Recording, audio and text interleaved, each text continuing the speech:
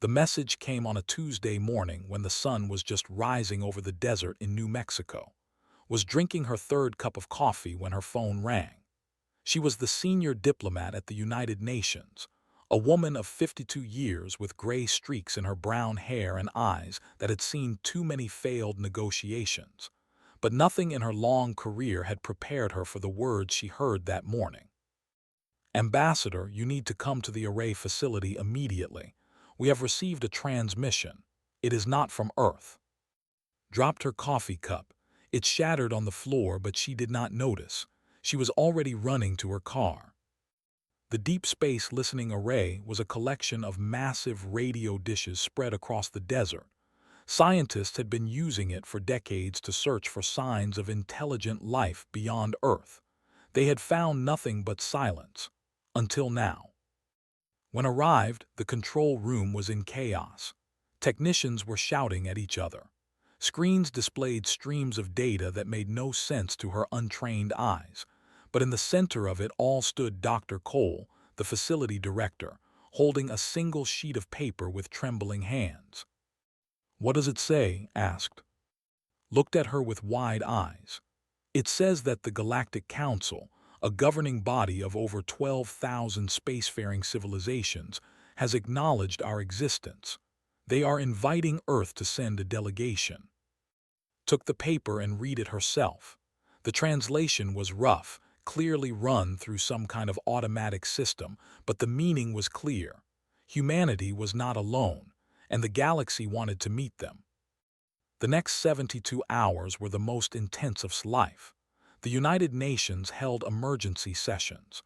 World leaders argued and debated and eventually agreed on one thing. Earth would send a delegation and would lead it. She chose her team carefully. Commander Daniel Harper was a naval officer who had served in 3 wars and never lost his calm under pressure. He would handle security. Dr. Laura was the world's leading expert on alien biology, even though until now her work had been purely theoretical. She would be their science advisor. And Christopher Lane was a linguist who had spent 15 years developing communication protocols for exactly this situation. He would be their voice. They had 1 week to prepare. It was not enough time. It would never be enough time. But they did what humans have always done when faced with the impossible. They worked harder. On the 7th day, the alien vessel arrived. It descended through the clouds over Geneva, where the delegation was waiting, and felt her breath catch in her throat. The ship was enormous. It was larger than any structure humanity had ever built. It was larger than most cities. It hung in the sky like a metal moon, blocking out the sun and casting a shadow that stretched for miles. A smaller craft detached from the main vessel and landed in the field before them. The door opened and got her first look at an alien being. The ambassador was tall, nearly 8 feet, with skin that seemed to glow from within. She had 6 arms, each one ending in delicate fingers that moved with a grace that made think of dancers. Her eyes were large and dark, and filled with an emotion that could not quite identify. "I am Ambassador," the alien said. Her voice was soft, like wind chimes in a gentle breeze. "I have been sent to escort you to the council." Stepped forward and extended her hand. "I am Ambassador. On behalf of Earth, I thank you for this opportunity." Looked at the offered hand with curiosity but did not take it. "You are so young," she said instead. "Your species. You have been traveling among the stars for less than 200 years. The council will be patient with your kind." Heard the condescension in those words. She had dealt with it before, in boardrooms and negotiating tables where men had looked at her and seen only a woman. She had learned to smile and prove them wrong with results. "We appreciate your patience," she said smoothly. "I am sure we have much to learn." Nodded, apparently satisfied with this response. She gestured toward the small craft. "Please, come aboard. The journey will take approximately 3 of your weeks." The human delegation boarded the alien vessel. Inside, it was like nothing had ever seen. The walls seemed to be alive, shifting and changing color as they walked past. The air smelled faintly of flowers she could not name. Everything was beautiful and strange and slightly terrifying. During the journey, the humans learned as much as they could, was willing to answer questions, though her answers often raised more questions than they resolved. The Galactic Council had existed for over 100,000 years. It governed trade, resolved disputes, and maintained peace among its member species. Membership was granted based on a species' contributions to galactic civilization. But there was a hierarchy. Elder races, those who had been spacefaring for hundreds of thousands of years, held the most power. They made the decisions. Younger races were expected to listen, learn, and be grateful for whatever knowledge the elders chose to share. Humanity, with its mere 2 centuries of space travel, would be the youngest species ever to petition for membership. "What happens if we are not accepted?" Daniel asked one evening. His expression was difficult to read. "That has never happened. Every species that has been invited has been accepted, but acceptance comes with expectations. You will be expected to know your place." Exchanged a look with her team. They all understood what that meant. Earth would be at the bottom of the galactic ladder. They would have no voice, no power, no respect. They would be treated like children at a table full of adults. Christopher Lane broke the silence. "What if we exceed expectations?" Made a sound that might have been a laugh. "No young species ever has. The gap between you and the elder races is simply too vast. You will understand when you see the council chamber." Nodded politely, but inside she felt something stir. It was the same feeling she had experienced every time someone had told her she could not do something. It was determination. It was defiance. It was the stubborn human refusal to accept limitations. They would see the council chamber. They would understand the gap, and then they would figure out how to close it. The ship flew on through the darkness between stars, carrying 4 humans toward a destiny none of them could have imagined. Behind them, Earth grew smaller and smaller until it was just another point of light in the endless sky. Ahead of them waited the Galactic Council, 12,000 civilizations, and a future that would change everything. Looked out at the stars and smiled. They had no idea what was coming. The council was called Nexus Prime, and it was the most beautiful thing had ever seen. The planet was covered in crystal spires that reached toward the heavens, each one taller than the tallest building on Earth. Rivers of liquid light flowed between the structures, and the sky was filled with ships of every shape and size, coming and going like bees around a hive. Their vessel descended toward a massive structure at the center of the largest city. It was a dome so vast that could not see where it ended. This was the Great Chamber, the heart of galactic civilization, where the council met to decide the fate of trillions of beings. "Remember," said as they prepared to disembark, "you are guests here. Observe the protocols. Speak only when addressed, and above all show respect to the elder races." Nodded. She had no intention of causing trouble, not yet anyway. The interior of the great chamber was beyond anything she could have imagined. It was an amphitheater of impossible size, stretching upward until the upper levels disappeared into a soft golden mist. Thousands of platforms filled the space, each one occupied by delegates from different species. Some of them looked almost human. Others were so alien that mind struggled to process what she was seeing. There were beings made of living stone, their bodies covered in glowing runes. There were creatures that floated in bubbles of water, their tentacles waving gently as they communicated through pulses of color. There were entities of pure energy, shimmering and shifting like flames given consciousness. And there were the elder races, ancient beyond comprehension, watching from the highest platforms with eyes that had seen the birth and death of stars. The human delegation was led to a small platform near the very bottom of the chamber. It was barely visible from the upper tiers, positioned so that anyone looking down would have to search to find it.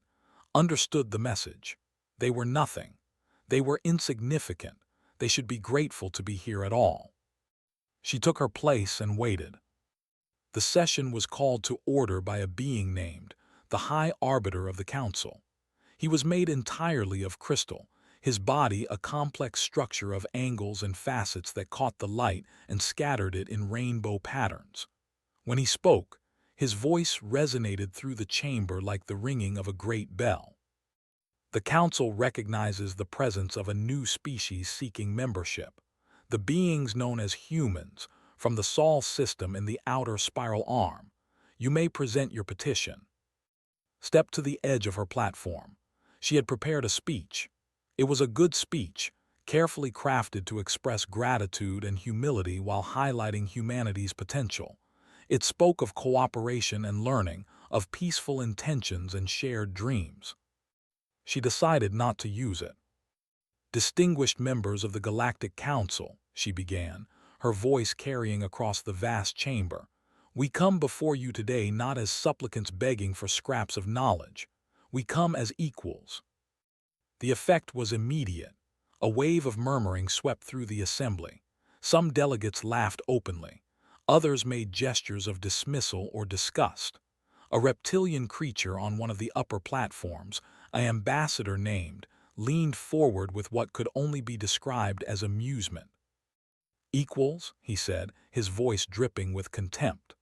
Your species has been traveling among the stars for less than 200 years. There have been a spacefaring civilization for 900,000 years. You are not our equals.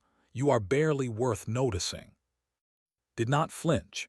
And yet here we stand in the same chamber speaking before the same council.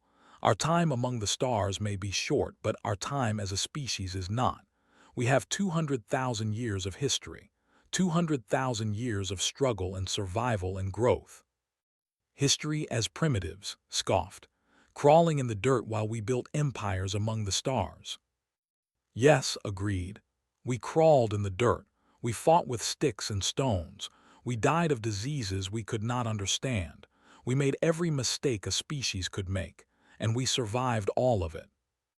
High Arbiter raised a crystalline limb. Ambassador, the Council appreciates your confidence, but confidence alone does not merit membership.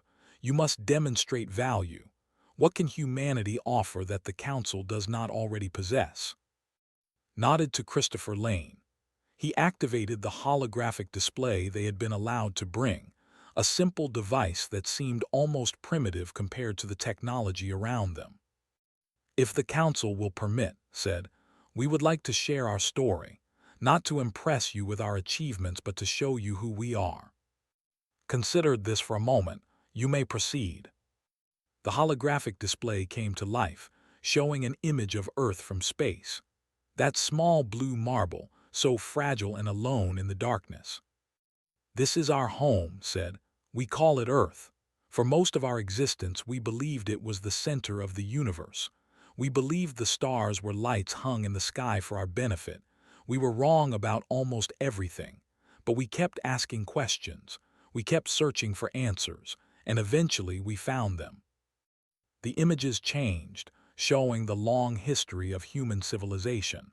The first cities rising from the mud, the first ships crossing the oceans, the first rockets breaking free of gravity.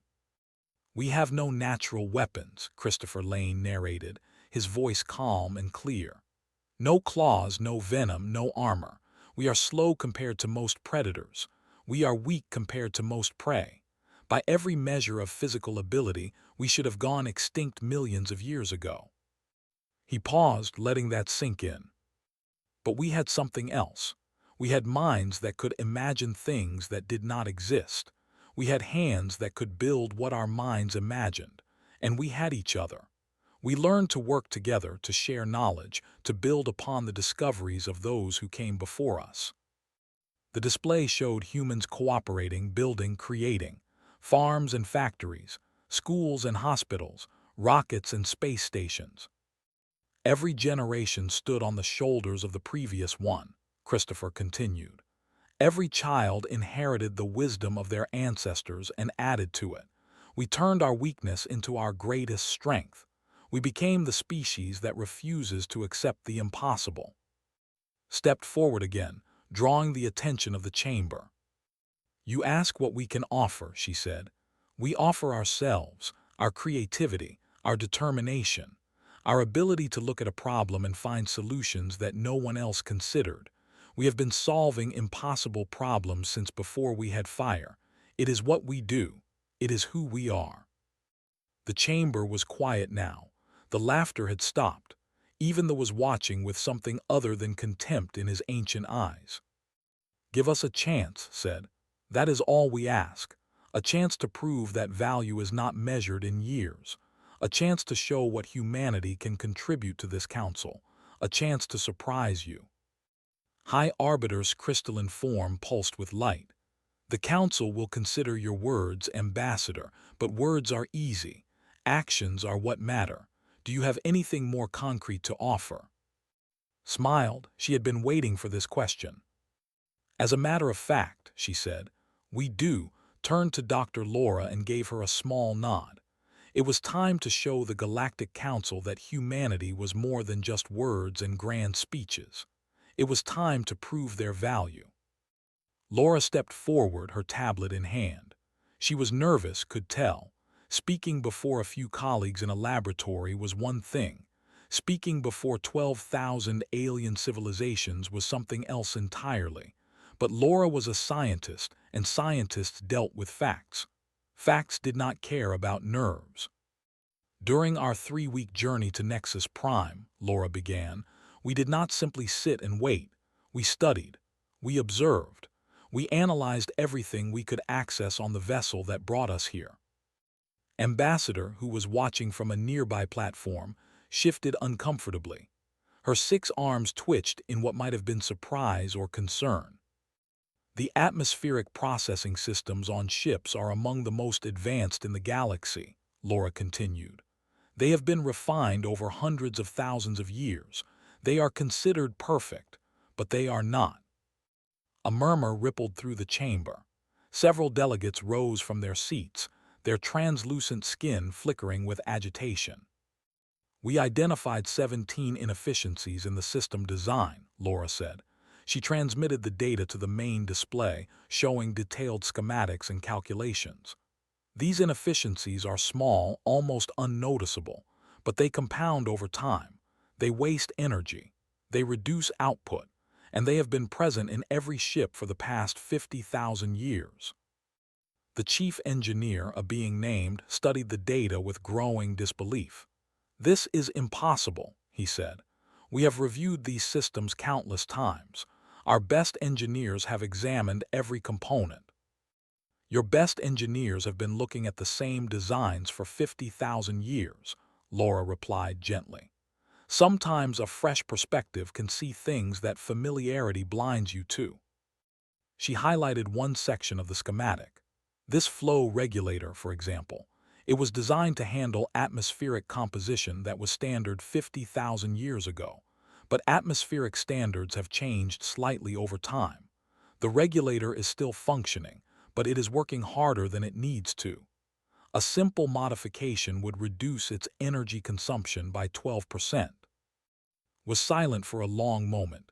Then he turned to High Arbiter. "The human is correct. I see the error now. It is so obvious, yet none of us ever noticed."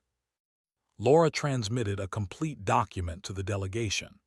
"We have prepared solutions for all 17 inefficiencies. If implemented, they would increase atmospheric output by 43% while reducing energy consumption by 31%. The chamber erupted into conversation. This was unprecedented. A species that had been spacefaring for less than 2 centuries had just improved technology that had been considered perfect for, but was not finished.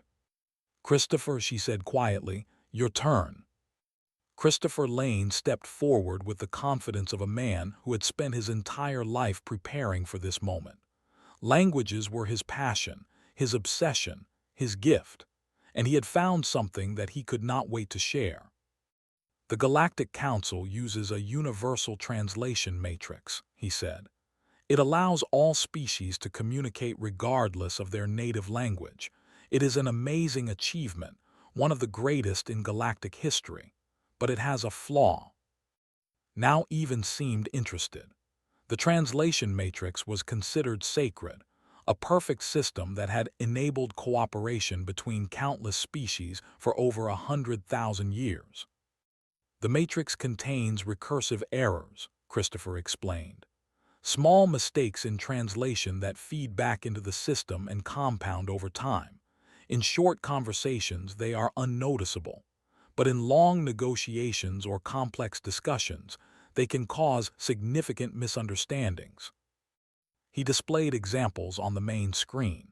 Here is a transcript from a trade negotiation between the and the 300 years ago. The negotiation failed because the believed were insulting their ancestors. But look at the original statement and the translation. The chamber watched as Christopher broke down the translation error step by step. The had used a phrase that meant deep respect in their language, but the recursive error in the matrix had transformed it into something that sounded like mockery in. This single error caused a trade war that lasted 40 years, Christopher said, and it was completely avoidable. He transmitted a file to every delegate in the chamber. We have developed a corrective algorithm. It identifies and eliminates recursive errors in real time. I have just sent it to all of your translation devices. The effect was immediate. Delegates across the chamber began speaking to each other, testing the new system. Their eyes widened. Their expressions shifted from skepticism to amazement. The clarity, one delegate said. I have never heard another species so clearly before. It is like hearing them for the first time, another agreed. High Arbiter's crystalline form pulsed with bright light. This is remarkable. The translation matrix has been a source of minor frustrations for. We accepted these frustrations as unavoidable. And yet humans, in 3 weeks, solved a problem we have lived with for 100,000 years. Stepped forward again. This is what we offer, High Arbiter. Not just solutions to existing problems, but a different way of seeing. We have no preconceptions about what is possible and what is not. We have no traditions telling us that something cannot be improved. We simply look at things and ask how they could be better. The rose from his platform. His reptilian face was unreadable, but his voice had lost some of its earlier contempt. Impressive tricks, human. But improving translation, software, and atmospheric systems is not the same as contributing to galactic security. The Council faces threats you cannot imagine. What does humanity know of war on a galactic scale? Looked at Commander Daniel Harper. He had remained silent throughout the proceedings, watching and listening and analyzing. Now his time had come. Commander Harper said, "Would you care to respond?" Daniel stepped forward. He was not a diplomat or a scientist. He was a soldier, a warrior, a man who had seen combat and carried its weight in his eyes. But he was also something else. He was a strategist. "Ambassador," he said, his voice calm and steady, "I have spent the past 3 weeks studying every military engagement recorded in the galactic archives. Your victories, your defeats, your strategies and tactics." His eyes narrowed. "And what have you concluded, human?" Daniel met his gaze without flinching. "I have concluded that the galaxy has been at peace for so long that it has forgotten how to fight efficiently. Your military doctrine is powerful but wasteful. Your strategies are effective but costly. You win through overwhelming force because you have never needed to learn any other way." The ambassador's claws scraped against his platform. "You dare criticize military strategy. We have protected this galaxy for 900,000 years. And you have done it well," Daniel acknowledged. "But protection is not the same as efficiency. You have won every war, but at what cost? How many lives lost that did not need to be lost? How many resources spent that could have been saved?" He activated his own display, showing tactical analyses that made the military advisors in the chamber lean forward with interest. Humanity has spent its entire existence fighting enemies stronger than itself. We could never afford to win through brute force. We had to be smarter. We had to find ways to win with less. And we did. Daniel looked around the chamber at the thousands of species watching him. "If the Council is interested," he said, "I would be happy to share what we have learned." The silence that followed was heavier than any words could have been. Smiled. They had the Council's attention now. The chamber exploded into chaos after Commander Daniel Harper finished speaking. Delegates shouted at each other across the vast space. Some demanded that the humans be removed immediately. Others called for verification of everything they had claimed. A few, mostly from younger species who had endured centuries of being dismissed by the elder races, watched with expressions of wonder and hope. The rose to his full height, his massive reptilian form casting shadows across the platforms below him. His voice cut through the noise like a blade. "Enough of this theater," he growled. "Pretty words and clever algorithms mean nothing. The humans claim they can improve our military strategy. Very well, let them prove it." High Arbiter raised his crystalline limbs for silence. The chamber slowly quieted, though the tension remained thick enough to feel. "What do you propose?" Ambassador asked. "A test," said. "A real challenge, not some theoretical exercise. Let the humans analyze an actual military problem, something we have struggled with for generations. If they can offer a genuine solution, I will support their membership myself. If they cannot, they will leave this chamber and never return." Felt her heart racing, but she kept her expression calm. This was exactly what they needed, a chance to prove themselves beyond any doubt. "We accept," she said before anyone could object. His eyes glittered with something that might have been respect or might have been predatory anticipation. "Very well. Are you familiar with the subjugation?" Daniel Harper nodded. "I read about it in the archives. A war between the Dominion and the Empire. It lasted 70 years and cost 3 billion lives on both sides. They eventually won through attrition and overwhelming force." "Correct," said. "It was the bloodiest conflict in the last 100,000 years. Our analysts have studied it extensively. They concluded that there was no way to shorten the war or reduce casualties. They were too well entrenched, too numerous, too determined.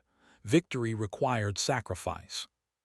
He transmitted a massive file to the human delegation. It contained everything: troop deployments, resource allocations, battle reports, strategic analyses, casualty figures. Hundreds of years of data compressed into a single document. "You have 1 hour," said. "Show us how you would have done it better." The chamber fell silent. Even the delegates who had been sympathetic to humanity looked uncertain. 1 hour to analyze a war that had taken 70 years to fight and decades more to study. It was impossible. Turned to her team. They huddled together on their small platform while 12,000 species watched and waited. "Can we do this?" she asked quietly. Daniel was already scrolling through the data, his eyes moving at incredible speed. "The data is comprehensive. That is both good and bad. Good because we have everything we need. Bad because there is too much to process in an hour." "We do not need to process all of it," Laura said. "We need to find the critical points, the moments where different decisions could have changed everything." Christopher was running the text through linguistic analysis programs. The communications show interesting patterns. They were not a unified force. There were factions within their empire, groups that disagreed with the war. Daniel looked up sharply. "Show me." Christopher highlighted sections of intercepted transmissions. "Here, here, and here." These messages suggest that at least 3 major factions wanted peace but were afraid to speak against their military leaders. They never tried to exploit these divisions. "Because the doctrine does not include psychological operations," Daniel said, understanding dawning in his eyes. "They fight with ships and soldiers, not with words and ideas." For the next 45 minutes, the human delegation worked in focused silence. They broke the 70-year war into phases, identified key decision points, and developed alternative strategies for each one. They argued with each other, challenged assumptions, refined their conclusions. The chamber watched in fascination. Some delegates had expected the humans to give up or ask for more time. Instead, they worked with an intensity that was almost frightening. This was what humans did when faced with impossible deadlines. They did not complain. They performed. When the hour was nearly up, called her team together one last time. "Are we ready?" she asked. Daniel nodded. "It is not perfect. With more time we could do better, but what we have is solid." "Then let us show them what humans can do." Daniel Harper stepped to the edge of the platform and addressed the chamber. The subjugation was considered an unavoidable tragedy, a war that could only be won through massive sacrifice. But it did not have to be that way. He displayed a timeline of the war, marking it with red indicators at specific points. In the third year of the conflict, they captured a communications relay. They used it to gather intelligence, but they missed something important. He zoomed in on intercepted transmissions. These messages, dismissed as routine chatter, actually contained evidence of a major political rift within the empire. The ruling faction was becoming unpopular. Several regional governors were quietly opposing the war. Leaned forward. We knew there was some internal dissent, but they presented a unified front in battle. "Because they had to," Daniel explained. "Speaking against the war would have meant execution. But what if someone had given those governors a way out, a secret channel to negotiate peace without their military leaders knowing?" He displayed a proposed strategy. Instead of attacking strongholds directly, they could have focused on isolating the ruling faction, offer amnesty to governors who surrendered their regions, promise autonomy to sectors that stopped fighting, turn the against themselves. The chamber was utterly silent now. Even had stopped posturing and was studying the proposal with genuine interest. Simultaneously, Daniel continued, surgical strikes against key military installations would have crippled the ability to respond. Not massive invasions, but small, precise operations. Destroy their shipyards, disable their communication networks, eliminate their leadership. He showed projected casualty figures. Based on our analysis, this combined approach would have ended the war in under 5 years. Total casualties on both sides, approximately 20 million, less than 1% of what actually occurred. Laura added supporting data about resource allocation. Christopher explained how communication strategies could have accelerated the internal collapse. Watched the faces of the delegates, seeing doubt transform into consideration, and then into something approaching belief. Was silent for a long moment. Then he turned to his military advisors, who had been analyzing the human proposal in real time. "Well," he demanded. The lead advisor, an ancient with scars covering half his face, spoke slowly. "The strategy is sound. More than sound. It is brilliant. We never considered psychological warfare against the because it is not part of our doctrine. But the humans are right. It would have worked." Looked at Daniel Harper. The contempt was gone from his eyes now, replaced by something that had never expected to see directed at a human. "Respect." "It seems," said slowly, "that I underestimated you, Commander Harper." Daniel inclined his head slightly. "An easy mistake to make, Ambassador. Most of our enemies have made it. Most of them regretted it." There was no threat in his words, just simple truth. And the truth hung in the air of the great chamber like a promise and a warning. High Arbiter's crystalline form blazed with light. "The Council has seen enough. We will now deliberate on the matter of human membership. The delegation will await our decision." Led her team off the platform. As they walked, she felt the weight of thousands of alien eyes upon them. They had done everything they could. Now all they could do was wait. The deliberation took 6 days. 6 days of waiting in quarters that were comfortable but felt like a prison. 6 days of uncertainty that stretched each hour into an eternity. Paced her room until she had memorized every detail of its strange alien architecture. She slept poorly and ate less. The fate of humanity's place in the galaxy hung in the balance, and there was nothing more she could do about it. But something unexpected happened during those 6 days. Word of the human presentation had spread throughout Nexus Prime. Delegates from dozens of species began requesting meetings with the human delegation. Some came out of curiosity, wanting to see these strange young beings who had dared to challenge the established order. Some came to mock, expecting to find primitive creatures who had gotten lucky. None of them left unchanged. On the second day, a delegation from the arrived. They were elegant beings with feathered crests and sad eyes. Their species had been suffering from a genetic degradation problem for 10,000 years. Their best scientists had worked on it for generations without success. They had accepted it as an unavoidable decline toward extinction. Dr. Laura listened to their explanation for 2 hours. Then she asked a few questions, examined their data, and made some notes. By the end of the day, she had identified the source of the problem and proposed a solution. The ambassador wept openly, something that had not been seen in their species for centuries. On the third day, they came seeking help with a communication challenge. Their language was based on musical tones that most other species could not perceive, for they had struggled to fully express themselves through the translation matrix. Christopher Lane spent an afternoon with them and developed an enhancement to the matrix that captured the emotional content of their speech. For the first time, they could be truly understood. On the fourth day, representatives from 7 different species came with technical problems. Propulsion systems that had not improved in hundreds of thousands of years, medical treatments that worked but could be more effective, administrative processes that had become tangled in their own complexity. The human delegation helped with each one, not because they were trying to prove anything, but because solving problems was what they did. It was as natural to them as breathing. By the 5th day, the visitors had stopped coming out of curiosity. They came because they genuinely needed help, and they had learned that humans could provide it.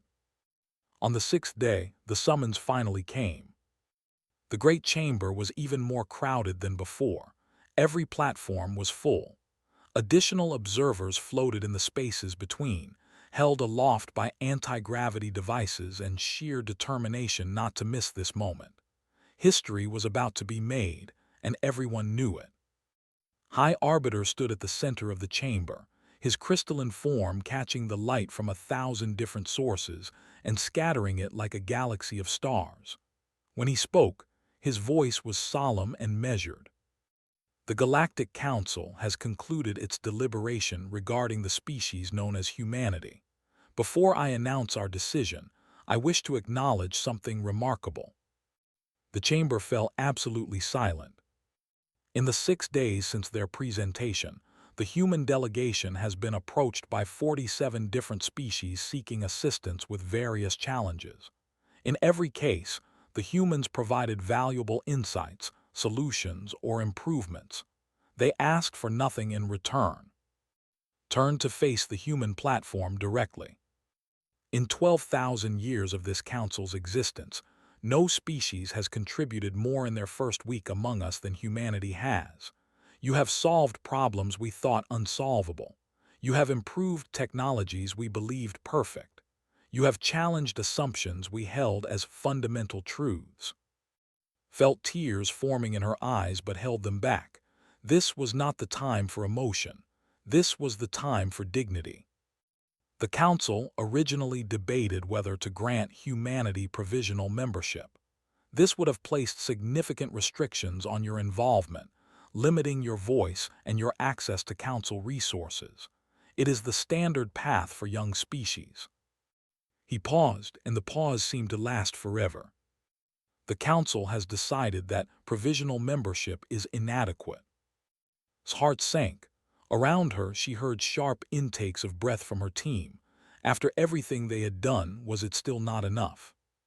Provisional membership is inadequate, continued, because it fails to recognize what humanity represents. The High Arbiter's form blazed suddenly brighter, pulsing with colors that had no names for. The Galactic Council grants humanity full membership, effective immediately.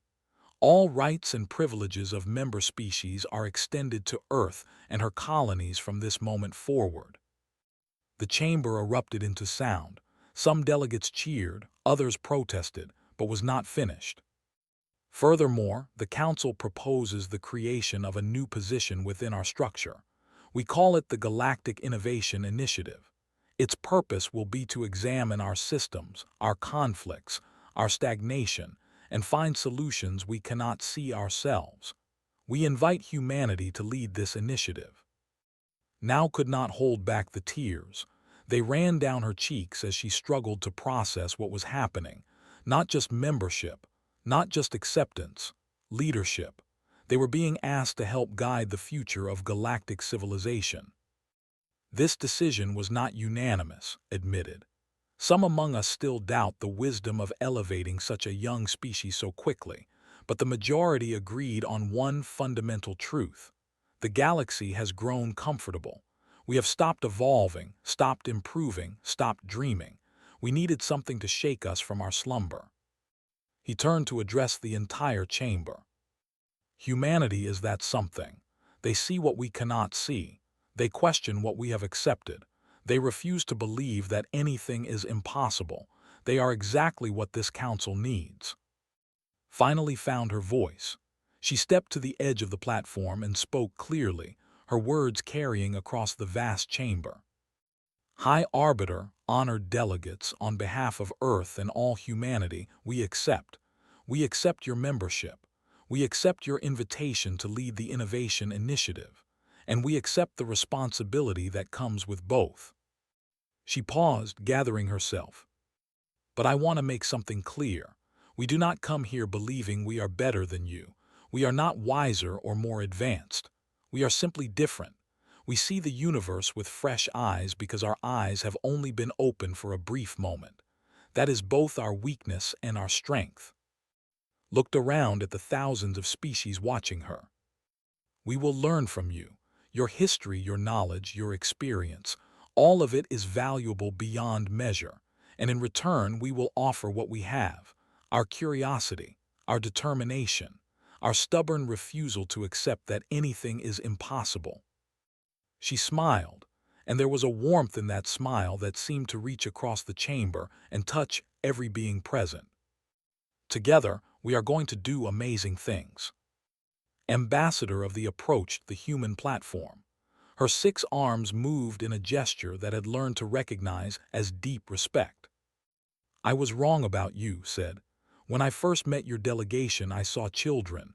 Now I see something else. I see partners. Took one of his hands in her own. That is all we ever wanted to be. As the human delegation left the great chamber, surrounded by delegates who now looked at them with curiosity and respect rather than contempt, allowed herself a moment of private triumph. Humanity had entered the galactic stage as the youngest and weakest of species. They had left it as something far more significant. They had left it as the species that would change everything. Outside, the crystal spires of Nexus Prime reached toward the stars and looked up at those stars with new eyes. Somewhere out there, Earth was waiting for news. Billions of humans were going about their daily lives, unaware that their future had just been transformed. She would tell them all, and then together they would get to work.